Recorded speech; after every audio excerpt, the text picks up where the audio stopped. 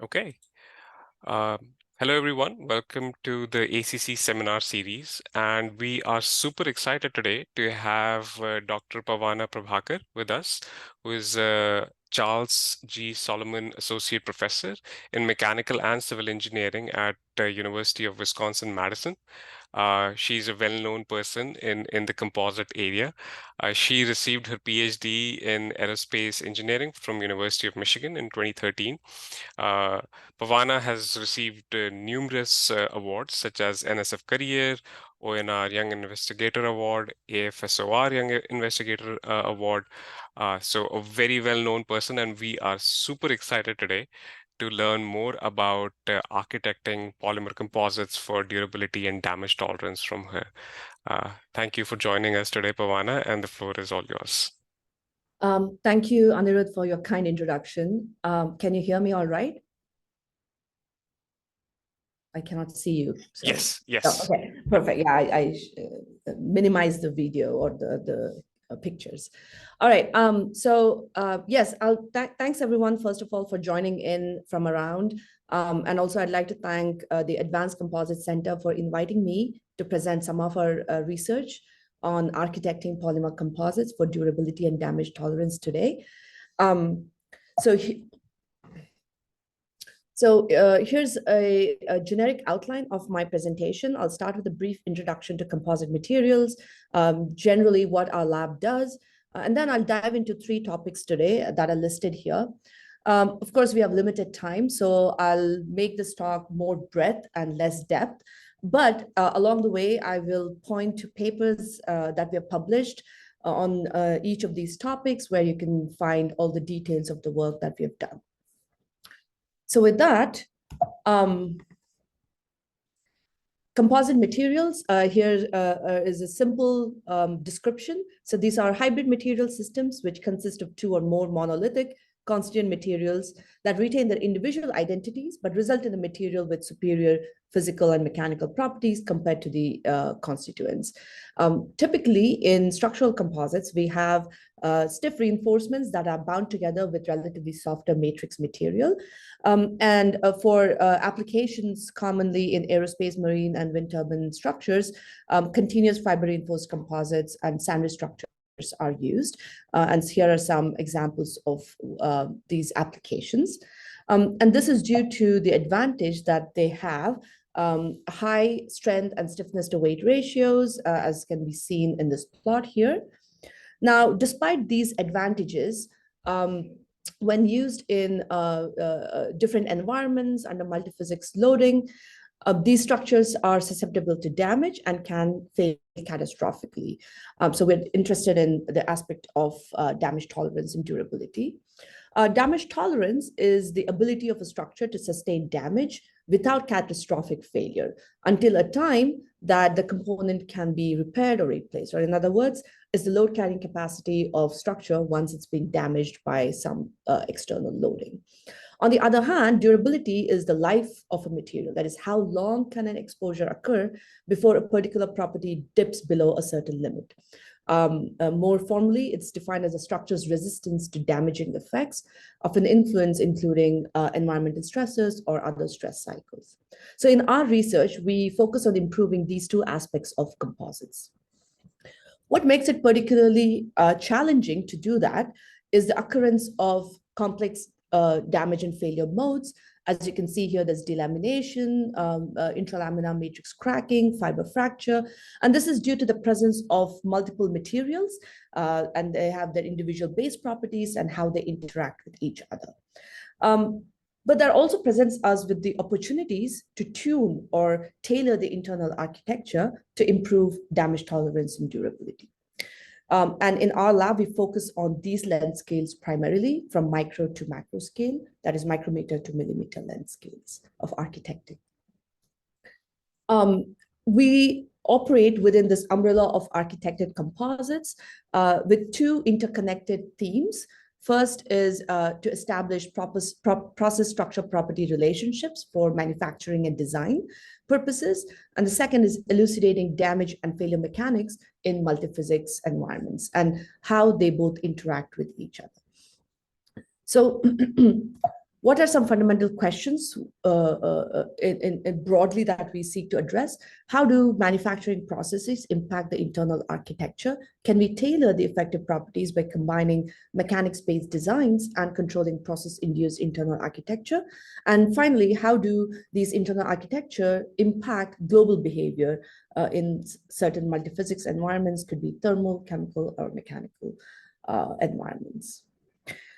All right, so in today's talk, I'll touch upon these questions in different contexts. But before that, when I think about architecture, what comes to my mind are large structures or buildings that have very unique shapes and designs that can be aesthetically pleasing, but may or may not serve functionality. So here are some examples of beautiful buildings.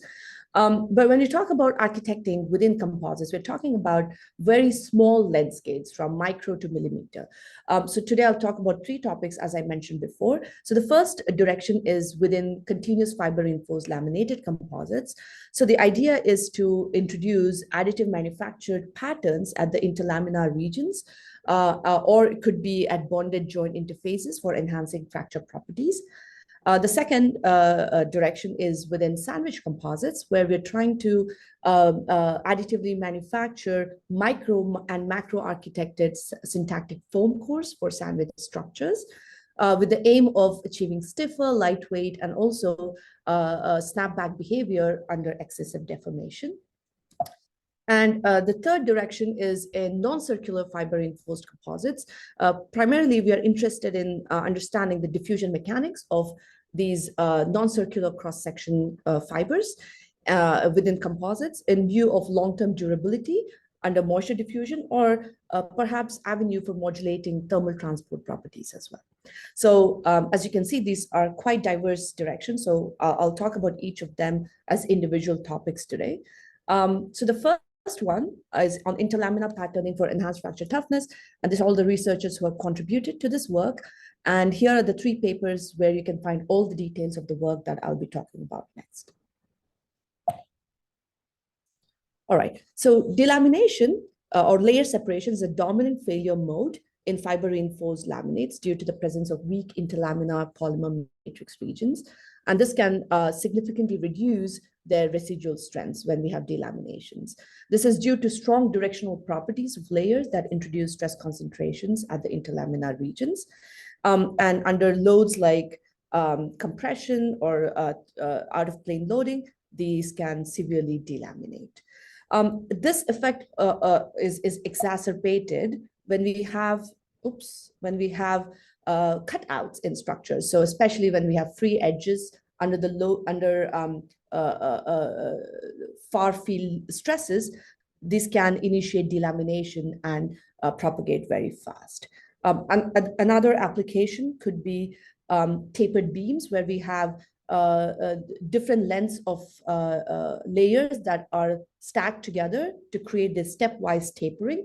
And these cause resin-rich regions that can also initiate delamination and reduce the long-term durability of these, what we call flex beams here. So our objective is to improve interlaminar fracture toughness, but in addition, have spatial control. That is, where do we want the toughness to improve in fiber reinforced polymer composites to minimize their susceptibility to delamination. Other contexts are within low or intermediate velocity impacts, where we can have severe interlaminar delamination. For example, when we have a tool drop or debris impact at low velocities. And these can cause barely visible damage, that is none on the surface or very little, but on the interior, it can severely delaminate these composites. And it can also manifest as backface failure, as shown here. So, and when we have severe delamination, it is shown that even though with barely visible impact damage, the residual properties of these composites can severely drop in this regime. So this issue of delamination has been around forever. So there have been a lot of research that's been done to minimize or mitigate delamination, broadly classified into two categories. We have through thickness reinforcements, and interlaminar reinforcement. But through thickness binds all the layers together using a third direction reinforcement. This could be Z-pinning, 3D weaving, or stitching. And the other are interlaminar reinforcements, such as carbon nanotubes and other nanowires that can be synthesized on the fabric. And of course, we have toughened resins, which have shown a lot of promise in improving the interlaminar toughness. Despite that, there are some challenges associated with these. When we have these true thickness reinforcement, they can move the fibers and also cause resin-rich pockets. Sometimes it can also break the fibers when we have pins. So this can decrease the in-plane properties of these composites. Carbon nanotubes, when they're synthesized on the fabric, as shown here, fabrication occurs at very high temperatures and can degrade the fibers themselves. Toughened resins are great, but they are toughening the entire laminate. But if we want to focus on problem areas within laminates, we pioneered a new direction of introducing these patterns using additive manufacturing. So that's what I'm going to talk about today. So what's a key idea? So we can print spatially varying patterns at interlaminar regions within layered composites using additive manufacturing for improving the interlaminar fracture toughness. As you can see here, you can introduce any pattern there. So it's easy to manufacture. We have 3D printers which can print these. The arrangement and orientation fibers are not greatly disturbed. And the size and distribution of reinforcement can be tailored based on our design or need. So to prove, or as a proof of concept, we use a fused filament fabrication printer. This is your desktop printer with a print bed, a hot nozzle which extrudes the polymer, and then we also have some thermal cameras to capture temperature evolution during the printing process. So we take prepregs, so this is ideal for prepreg situations. So we lay them on the print bed and introduce our patterns as if we are printing patterns onto the prepreg. Here are some examples of just straight lines that are printed at certain spacing. So the idea here is that we print them on two prepregs and stack them in a staggered manner, such that in the event of a crack initiation, it can create a wavy crack path. This is just a schematic. The crack does not move like that, but here's a real image of the newly formed surfaces when we have some sort of crack initiation on the left end. So this is analogous to driving on a bumpy road compared to driving on a very smooth road. So we can arrest the crack growth in this case compared to that better. So what are some research questions we want to address within this? First, how does the printing process influence the bonding of patterns within the laminates? And what is the role of printing interlaminar reinforcements on the fracture toughness? So for the first question, we simulated the printing process to understand the influence of print speed and spacing onto prepregs. Here are some print parameters, and we focused on these two. We chose a very standard material that's used for prototyping just to show that regardless of the material or not paying too much attention to the material, we can still achieve some improvement in fracture toughness due to the resistance to crack growth that it's bringing within the laminates. So we simulated these as bead deposition process on the prepreg, and we captured the thermal evolution during this process. This is done by modeling the heat transfer equation with a heat generation term that captures the pure kinetics of the prepreg. And the temperature imparted is local along the print patterns. And that is through the heat that is imparted through the hot nozzle, and also the heat that is conducted between the printed material and the prepreg. And here are some standard material properties we used for the simulation. So our goal was we print 3 lines and we understand or first export what is the temperature evolution or distribution along a particular line, and then understand what is the influence of print speed and spacing. So we see that as we decrease the print speed, the max temperature reached onto the prepreg is increased drastically. And this is due to the increased dwell time with reduced speed of printing. And this can possibly influence the adhesion of the pattern onto the prepreg. Print spacing, on the other hand, did not show a significant increase in the value of temperature. However, we do see that as we reduce the spacing between the patterns, there is thermal heat signatures overlapping. Although that does not is not expected to impact the adhesion, it will impact how the crack grows at the interlaminar region. So we'll experimentally now verify and check what is happening next. So first, we print them, a bunch of patterns, and perform peel tests with, and these are printed with different print speeds. And we show that as the print speed reduces, there are stronger bonds that are created. Further, we also saw that in prior published papers that PLA and epoxy can form hydrogen bonding, and that's promoting that adhesion between them. So it's a physical as well as a chemical bond that occurs, and it can only be improved by modulating or tuning the temperature that's imparted during the printing process.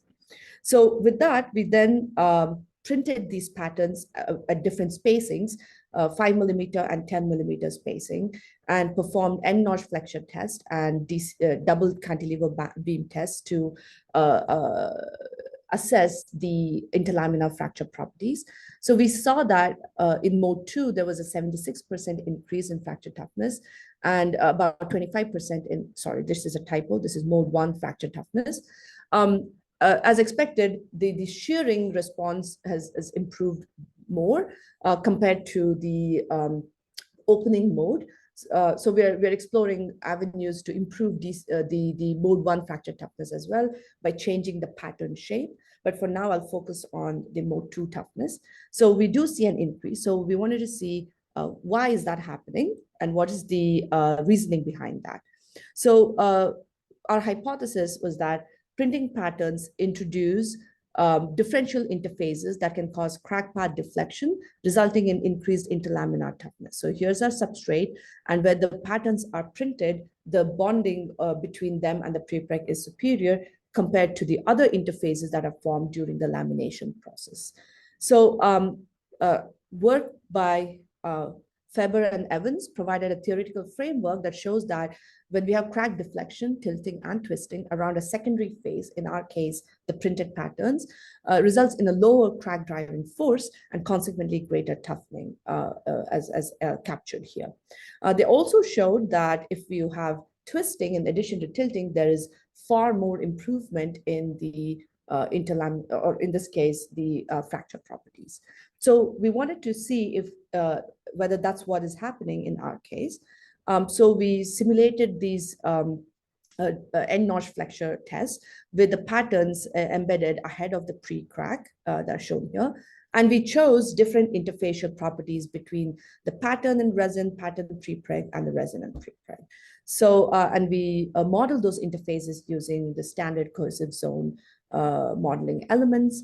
And we see that when we have this differential interfacial properties, the crack does have a wavy path as expected.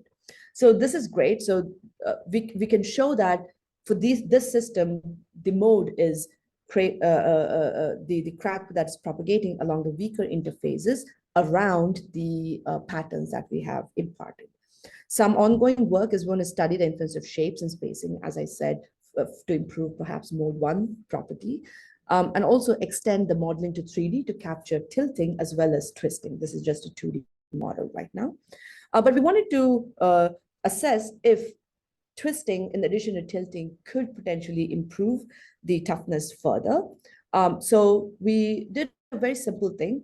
Instead of continuous lines that are coming from the two prepregs, we split them into split lines. And now we have alternating short lengths of patterns that are coming from the top, bottom, along the line. And the expected crack or newly formed surfaces will have an undulation along the length, but here you'll have undulations along and in the width direction of the test specimen. So we did this, and we did see that the crack twisting because of this split lines produced 95% increase in the mode 2 fracture toughness when we're using lesser material compared to the continuous patterns. So we wanted to further see whether the crack did propagate the way we thought it was. So we looked at the micro CD scans of the newly formed surfaces. For the case of continuous lines and split lines, along the length, we do see this jagged surface as expected. But what was more interesting is when we saw the surfaces that are formed in the lateral direction, that is the width direction. So in the continuous case, there was no distinct feature that we saw. However, when we looked at the split lines, we do see that the crack, in fact, propagated under, over, and under again, because we have patterns coming from the top and bottom. So this supports our hypothesis that we have tilting along the length of the specimen, in addition to twisting that occurs due to this change in where the crack grows in the width direction. So this was a nice outcome of this work, that we were able to show that tilting, twisting mechanism can result in improved toughness, and we can control that based on the printing that we proposed. We also extended this to bonded joints, and here's the work that shows that we can use different patterning at the bonded regions or the bond interfaces, where we showed that we could go from an adhesive failure to a cohesive type failure because of the introduction of these patterns and the evolution of cracks at those interfaces.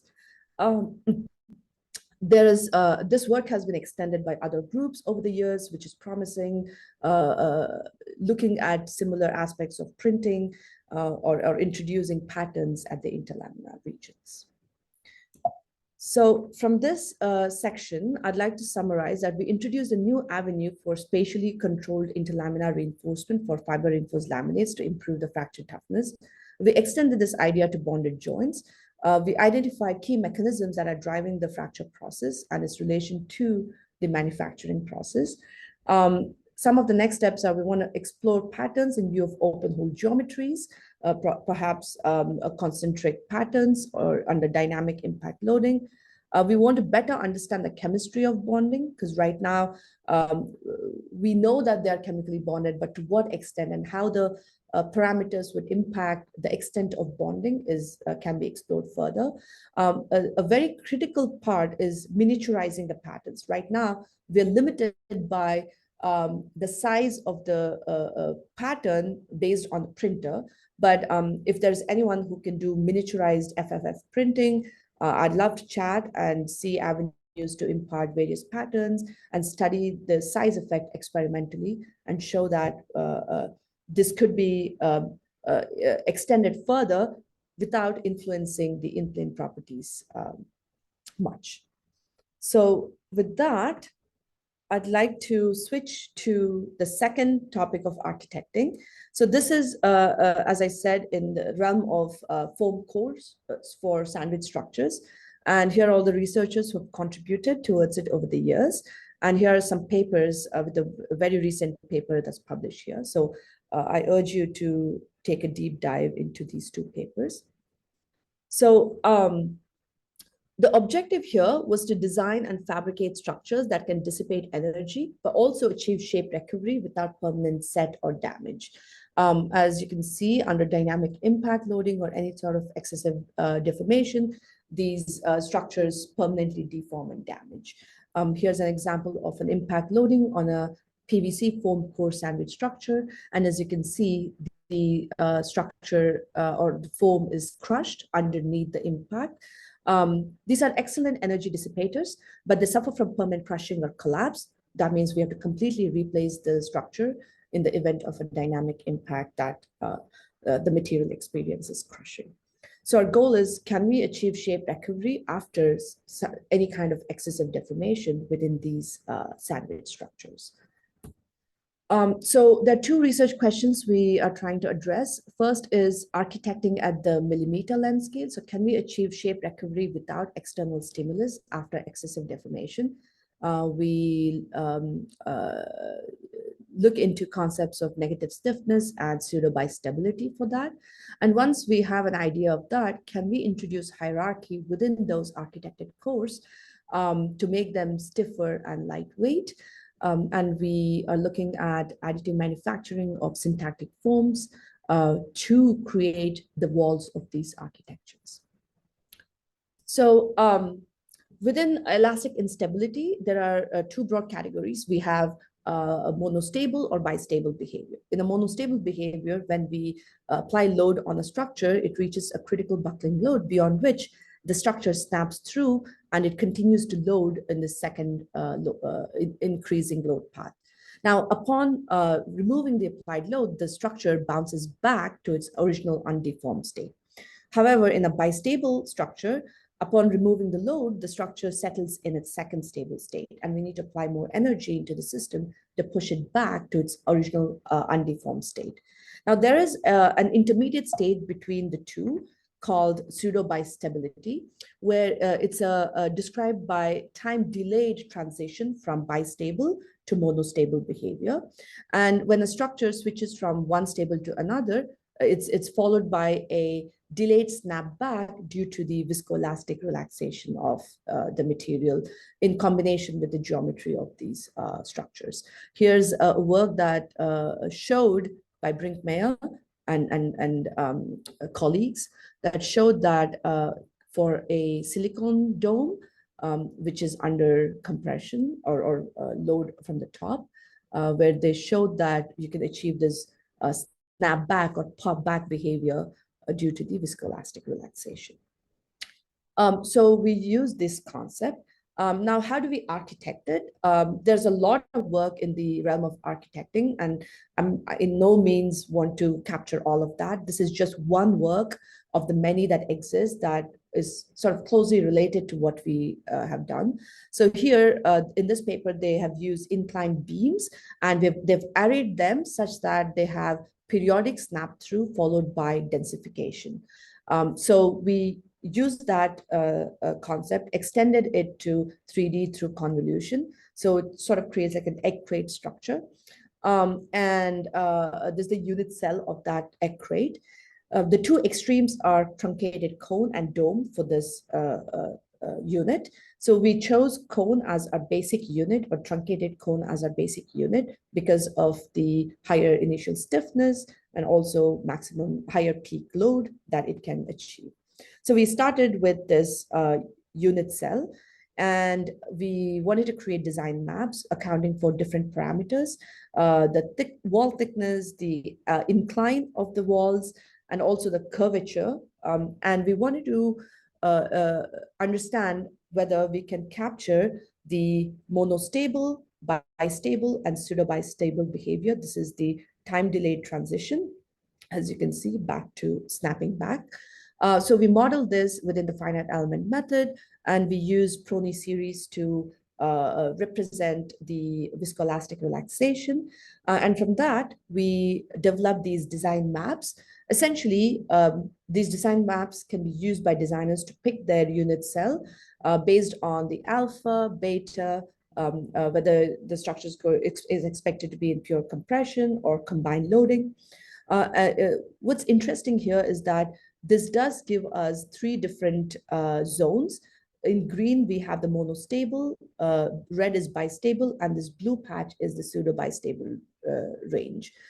So basically, this blue range can be expanded based by playing with the viscoelastic relaxation of the material. As we increase, it broadens this width. So how do we read this? So let's say we have a unit with very thin wall, so we're here, and very steep walls, so that behaves as a bistable structure. It gets stuck in second stable state. On the other hand, if we have thick walls with shallow angles, then we are most likely going to be in the monostable regime. So maps like these can be used to then design any architecture of interest. So here are some examples of how this can be architected. So here we have these cones on cubical structures, and as you can see, they're undergoing layer by layer buckling of the cones on the top, and then we have snap back. Here's another arrangement that shows layered sandwich, sort of a club sandwich structure, which can also undergo deformation and come back to its original undeformed state. And here are some simulations that show local loading that can be applied. And the last one here is the idea that we could perhaps use this idea of snapback to create architectures for deployable structures. Of course, these are just simulations, but it can be extended. A key thing that stands out here is that these materials are quite flexible right now. So it's expected to snap back. But we wanted to improve the stiffness of the cell walls while maintaining the viscoelastic relaxation properties of the polymer that we're using to print this. So to do that, we considered the same polymer, that is a thermoplastic polyurethane that we used to print those original architectures. But now we combine that with glass microballoons. These are stiff particles. Again, you can add other particles, but we went with glass because they can collapse, and we've also studied glass microballoons in the past. So we wanted to see, okay, if we combine the polyurethane with glass microballoons, and if we print them, the same architectures, using selective laser sintering process, where basically we fill this in the powder bed, shine laser layer by layer to create any architecture of interest. So here we're introducing hierarchy because when we print these structures, they create segregated matrix due to inherent properties of the TPU material, which is a block copolymer by itself. So there is a hard and soft domain which pushes the structure to behave in a segregated manner, as shown here, when it's printed.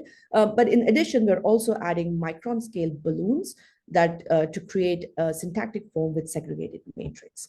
And that forms the walls of these unit cells that we can design based on our interest. So there's a lot of in-depth work we've done here, but I just want to highlight the main catch of this work, and that is in the densification mechanics. So we wanted to see how the laser power and laser speed, which is basically constitutes the energy density that is provided during the sintering process, impacts the final mechanical response.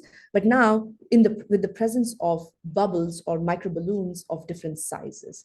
So what we see is that when we have a fixed sintering parameters, when we decrease the size of the microballoon, so it goes from 60 micrometers mean dia to 40 and 15 for the same volume fraction, we see that the matrix wall sizes reduce. So this is not the same wall size as the cell walls of the architectures at the millimeter length scale. These are just within each of those regions. We see that there are the wall size decrease. And in addition, we also notice that when we have larger bubbles, they bridge between these matrix segregated regions. Whereas when we reduce the size, they're completely embedded within the segregated regions. So the porosity increases with decreased particle size. And that shows, and all of this manifests in very interesting ways for the overall mechanical response, especially in compression. So we see that when we have larger bubbles, the initial slope or stiffness increases. That is because of the stiff particles that are bridging between the segregated regions. But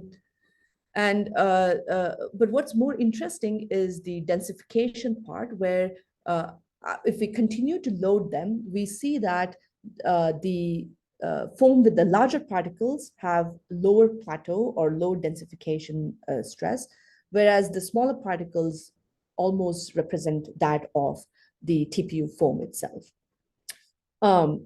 So what's happening here? Because the larger particles have lower crushing strength or collapse strength, they a lot of crushing of particles happen. Whereas in these two cases, because they're embedded within and they're very small, it reaches its collapse strength very late or maybe never because of the way it's constructed.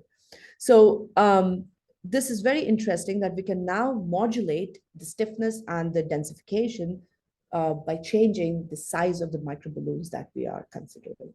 So from this work, we developed design maps again, which basically tell us, okay, if we have certain energy densities, volume fraction, and particle size, what sort of response in terms of compressive modulus and strength we could achieve from these syntactic forms that have segregated matrix. So we then chose the case where we have the biggest particles because we wanted higher stiffness for our structures. So we printed with those two categories of architectures, a bending-driven compression behavior and a buckling-driven compressive behavior. We see that for the gyroid and the diamond structures and conical structure, the truncated cone that we designed earlier, the stiffness increases in all of them, which is good news. But the densification stress for these two cases reduces compared to that of the conical case.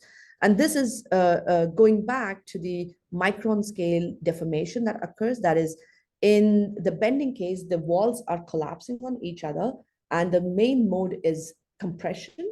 And so the particles are crushing in that case, reducing the densification stress. Whereas when we opted for the conical structure, the main mode of compression, overall compressive response, is through buckling of the cell walls, and which is related to the stiffness of the cell walls. And that's why we see that the densification stress is higher when we have this conical structure compared to the other bending-driven compressive structures or compressive behaviors. So with this, that's just the mechanism. As I showed, we have layer by layer buckling, but this is just compression on top of each other. All right. So in summary, in this work, we shed light on the mechanics of additively manufactured syntactic forms with segregated matrix. We showed how AM parameters can be coupled with the microballoon or GMB parameters to achieve desired mechanical response within a segregated matrix. We demonstrated for the first time that microballoon size dictates the cell wall thickness of the segregated regions in additively manufactured polymer syntactic forms, and it results in counterintuitive deformation mechanics. The influence of microarchitecture on the macroarchitected syntactic form response was also studied in depth. What are some ongoing work? We are now studying the impact behavior where the time dependency comes in. We're trying to understand how does the mechanics change in those scenarios. We've also published 2 papers on the thermal, dielectric, and viscoelastic properties, because that's interest when we want snapback, especially the viscoelasticity. In view of marine and oil and gas industries, for example, underwater cables, pipelines, etc., for insulation properties. But also this can be used in morphing wings and blades where we need sufficient stiffness, but yet flexibility to create shape change. So this could be a potential application in these scenarios. So with that, I'd like to just talk briefly about the third topic, because we don't have a lot of time, which is trying to study the diffusion mechanics of non-circular fiber composites. And here are the researchers who've contributed with papers that are shown here. When under moisture, these fiber reinforced polymer composites can degrade due to matrix plasticization, differential swelling, debonding of fiber and matrix interfaces, which is detrimental to the durability of composites. There are a lot of ways. For example, one way is to have appropriate coating over these composites to prevent that. But let's say the coating cracks and there is moisture diffusing through the thickness of the composite. How will that degrade, and what can we slow down the process of degradation? So we want to elucidate how fiber architecture within FRPCs influence moisture diffusion and other transport, especially thermal transport mechanics. So why non-circular fibers? From a mechanical response point of view, there are a few studies which have shown that they can suppress the accumulation of transverse cracks. The major damage process switches from interfacial debonding to matrix damage. They also have larger surface areas, resulting in better absorption. And some work has also shown that they have higher modulus and strength compared to circular fibers.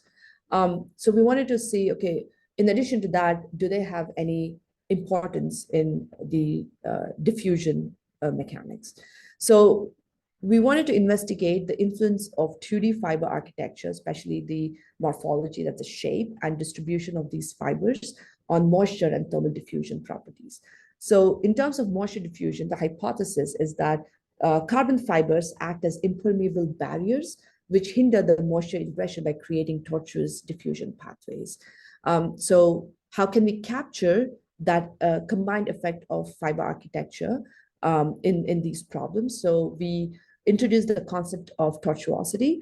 Now, this has been used in other fields where flow is associated in biology, batteries, and geoscience problems. And here we use the flux-based approach, which is basically tortuosity is the ratio of the mean field flux on a homogeneous media divided by the volume average flux over a heterogeneous media multiplied by the volume fraction through which the diffusion occurs. So this is the definition of tortuosity for moisture diffusion problem. So we studied the influence of fiber volume fraction and packing. We see that when we have random packing, the tortuosity increases due to the tortuous diffusion paths. But also what is more interesting is the fiber shape. We see that as we change the fiber shape with the same cross-sectional area, the tortuosity increases due to more complex diffusion paths. So from this work, the takeaway was that the tortuosity is inversely related to diffusivity, and we can readily calculate tortuosity for a given microstructure. And this was for circular fiber composites. And we further showed that as we change the shape of this cross-section, that is, we're changing the perimeter, whereas the cross-sectional area is the same in 2D. And in 3D, the surface area is increasing while maintaining the cross-sectional area. So essentially, if we were to use these non-circular cross-sections in this work, we expect that the diffusivity drops further while the tortuosity increases. Just a side note, most of this work, except for the circular fibers, very validated. We did experimental work, but we don't have cross-section, non-circular cross-section fibers at hand. I know there are a lot of companies that are creating these because it requires lesser energy to create non-circular fibers. So I'd be happy to chat with you if you'd like to investigate this direction of research. But moving on to the thermal transport properties, again, we have different perimeters, whereas the cross-sectional area of the fibers are the same. And here we see that along the fiber direction, the length of the fiber direction, the thermal conductivity does not change with shape. However, in the transverse direction, it does. And we see that as the perimeter increases in 2D, the thermal conductivity increases. And here's a plot that shows for around 60% volume fraction how the thermal conductivity increases.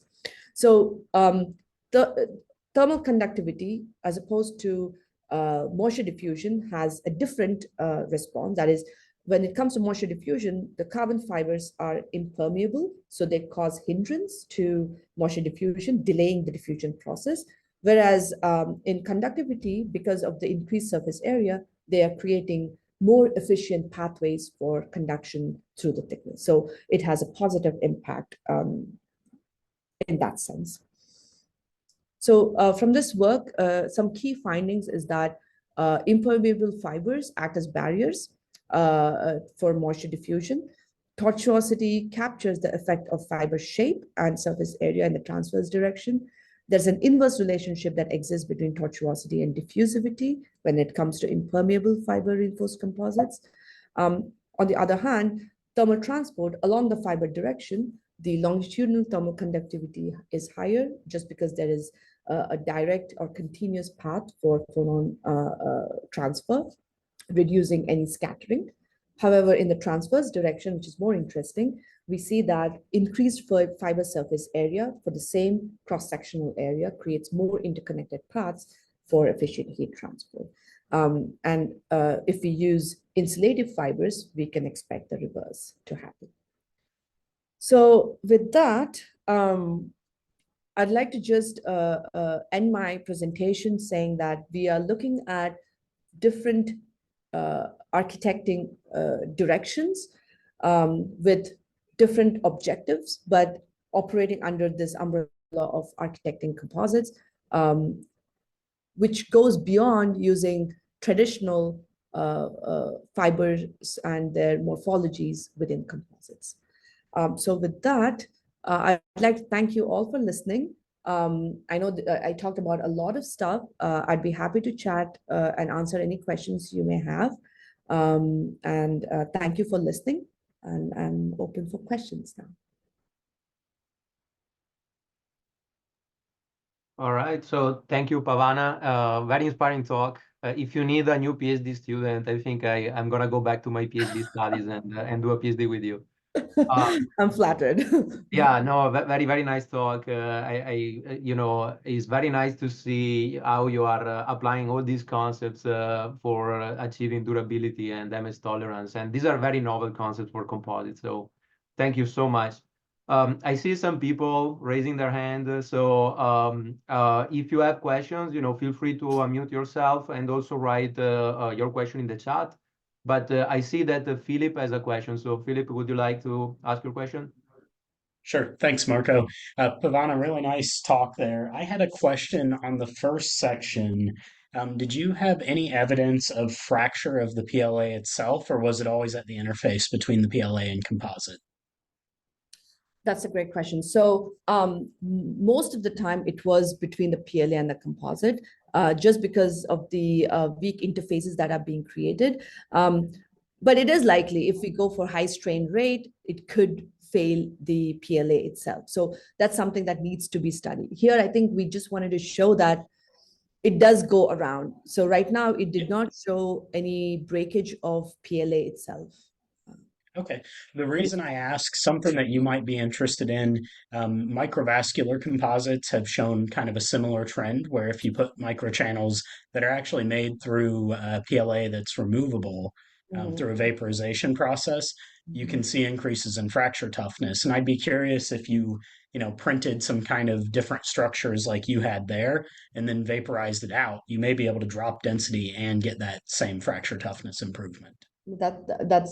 We haven't done that, but that's a great idea. The only thing is we'll have to heat it up, right? Yep. So that is going to be a challenge because we have the epoxy resin already. These are on pre-pregs, right? And they may start curing at that point, or some sort of other impact can happen. But that's worth exploring. Yep. Thanks. And if you have questions about how that's done, we've worked with pre-pregs very often. So I'm more than happy. You can reach out to me. I'm more than happy to help give you some guidance. Where are you at, Philip? Can I? University of Tennessee. But this work was done when I was at the University of Illinois and then at the Air Force Research Lab. Awesome. So I'll definitely reach out and check it because we can create hollow regions, right? Instead of adding density or weight to the material. Yeah, thanks. Yeah, no problem.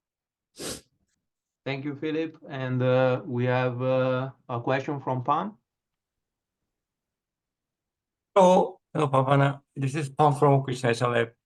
Thank you very much for your nice talk. It's very impressive. I actually have two questions. The first one is related to the first topic that you showed. When you have a wavy shape of 3D printing, do you also expect producing some voids while you're printing in a wave line instead as compared to the straight line printing? If so, what would be the effect of voids on the fracture toughness? Okay, so when we print these, whether it's straight lines or pattern, they're all still in plane. It's like embossing something on it. So whether it's straight or curved lines, that does not affect the extent of voids, but printing itself can introduce voids. So that is, and that can be if you have thicker patterns that are being printed, because there is not sufficient matrix from the pre-preg that can wet and cover all the printed patterns that we're adding. So yes, we need to consider, and that's why we want to do the miniaturization, because right now there could be some voids around the patterns that come about. So yeah, and because the wavy pattern is not out of plane, they're all in plane wavy pattern, right? So that itself does not contribute, but the pattern itself can. And sometimes when we have a lot of layers with these patterns, we have done, which I didn't present here, where we have layered these to about 16, 20 layers, and we've introduced them at multiple interfaces. At some point, the resin in the pre-preg is not sufficient to wet all the pattern. So that has shown to create voids. Okay. Yeah, but yeah, I hope that answers your question. Thank you. Yeah, thank you. Second question is related to your second topic. So different shapes of printing foam, and then you did a cross experiment. And that's really interesting because a lot of 3D printing structures, they don't use foam material, but instead the structure itself has not porosity, right? So hollow spaces due to the structure shape. So in a macro scale, it may be seen as foam, but the material itself is not foam. Yours is very interesting because your material itself is foam and also has structure or macro scale structure. So the question is, if we use a similar method but use non-foam, just a new material, a normal material, not foam material. Do you anticipate similar trend as you change the shape, or will it be different? The trend that we're seeing has to do a lot with how the material at the micro scale is changing, right? Because the collapse of the micro bubbles dictates the densification, right? So it's very important how we tailor the microstructure. We will not get the same response because let's say we had fully solid walls, right? The walls themselves are solid. Then the effect of collapse doesn't come in, right? It's just the inherent stiffness and failure. So the cone structure, which relied on buckling, will not show the higher densification stresses at that point. Okay, thank you very much. Thanks. Thanks, Boom. Thank you. And we have a question from Surya Rao. Yes. Hi, ma'am. I just want to know, can you please explain about negative stiffness in structure? Right. So I can go back and oops, let me share really quickly. Where's the share? Oh, oops, sorry, press the wrong button. Share screen. Sorry, I lost it. Okay. So let me just come out of this and show you what I mean by negative stiffness. So here, if you see, if you have a load controlled loading, right, then you will completely skip this negative stiffness region. You'll just zip to the next stable path.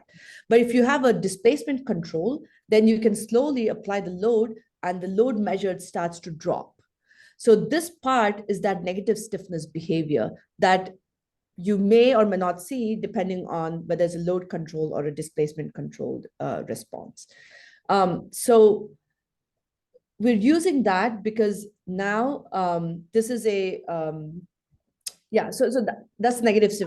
What exactly did you want to know about this, I guess? Yeah, because like I came across this negative stiffness in structure.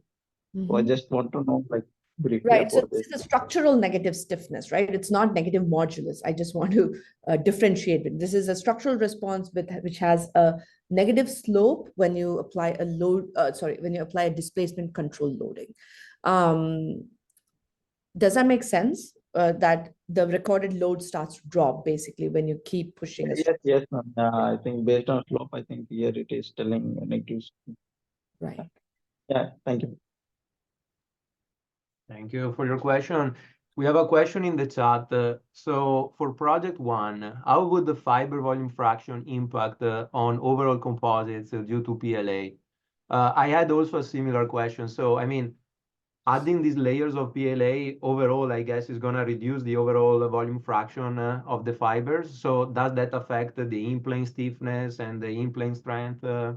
Yes, absolutely. So I think that's where, so the idea is interesting, right? That we can achieve this, but it'll only work if you're able to miniaturize this. So that's where we're trying to push it next. And that is having micro nozzles, micron, lower micron scale to nano scale printing to see if, where is the breaking point for this advanced, like what I'd like to see eventually coming out is a graph of how the size versus the interlaminar fracture toughness change and how that's related to the in-plane property. Yeah, right now it's not there. I guess that's where the approach itself is quite relatively young, so we're trying to build on that. Yeah, but that's exactly, it's the overall volume fraction is lower.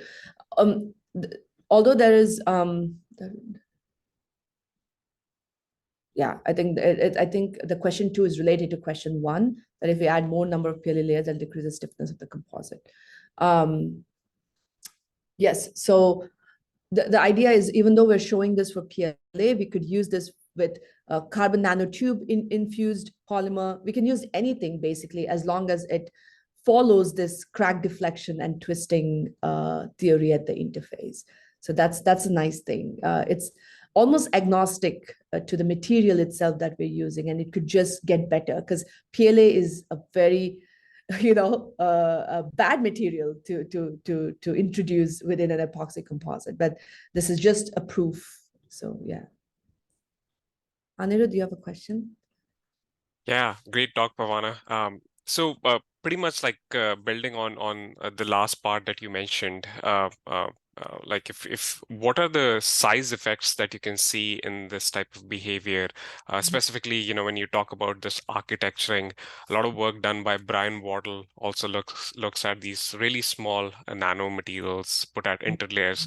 How does that compare, and like what are your thoughts on the size effect, like on the type of material you're using at the interlayer? So I think the size effect will follow a similar trend as to other nano reinforcements that are being introduced. The only difference is now we are able to control how much interlaminar properties vary from a spatial resolution point of view. So I'm hoping that at some point we're able to get to those length scales and show and study what happens. But right now there's because a lot of theories also need to change once we get to those nanoscale,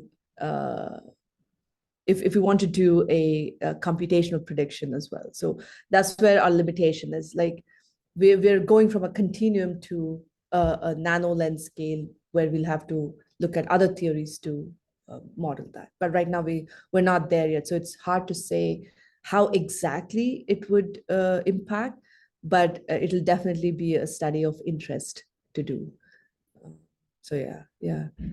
I think Brian Waddell's group also did the printing process and showed, with the voids that they can introduce during using the printing process. But of course, they've done a lot of other nano reinforcement work as well. Yeah. Great, thank you. I have a question, unless there are other questions from the audience. So in regards to the first project, you were showing the increment in fracture energy in mode 2, which was outstanding. I have a question. So does the introduction of the PLA layer make the crack more stable? Usually in ENF, the crack, snaps, you have a snapback instability, then it starts to propagate again. Does that change, or that feature stays with the additional layer? So more than in the ENF, we did not notice that. But when we did ILSS, we did interlaminar shear strength. I had a video which was like 200 MB, so I didn't add it. But I can quickly show that. It's very interesting. It's in my backup slides, I think. Let me just show you that. So we do see a progressive failure occurring when we have these patterned interfaces.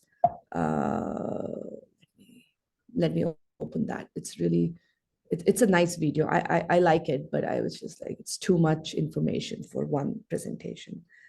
Yeah.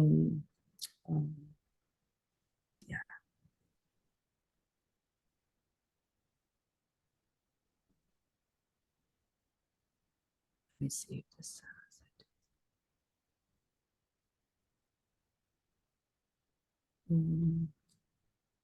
But in a nutshell, yes, it does improve or slow down the crack progression as well. Yeah, that's quite a result, because it's not only the amount of energy that you dissipate in addition, but also the fact that you can make the propagation more progressive. I think that's a big deal.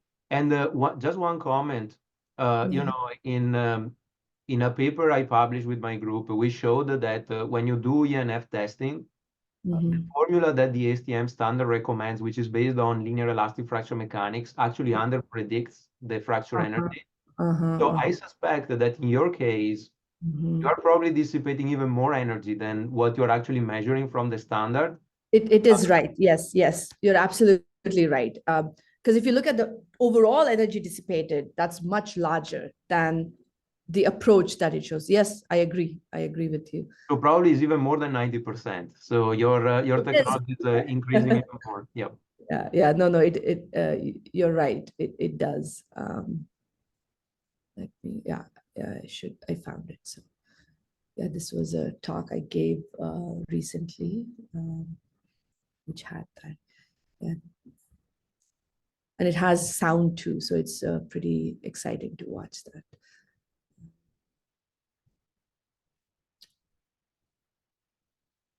Can you see my screen? Oh, I haven't shared. Not yet. Do you see that now? Yeah. Okay, so here's where we've added many interfaces, as you can see here, right? And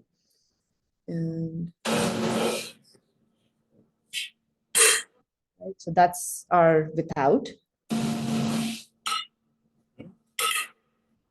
Did you see that? So we're seeing a click. It's obstructing the propagation. So we're going from a catastrophic failure to a more how do I say, a progressive kind of failure. So very nice. Yeah. I I didn't show that, but yes, absolutely, it does. Thanks for asking that question, or else I wouldn't have shown that video. So now it's recorded. Thank you. Very nice work. I really liked it. Thanks, Marco, and thanks, Anirudh, for inviting me. And is there any other question from the audience? All right. Okay. I think that's it, right? Yeah. I hope to watch others. I haven't, but soon. Yeah. Yeah. Thank you so much, Pavana. Really appreciate it. And thank you everyone who joined in. Take care. We'll see you soon. Thank you. Bye Take bye. care. Bye. Goodbye.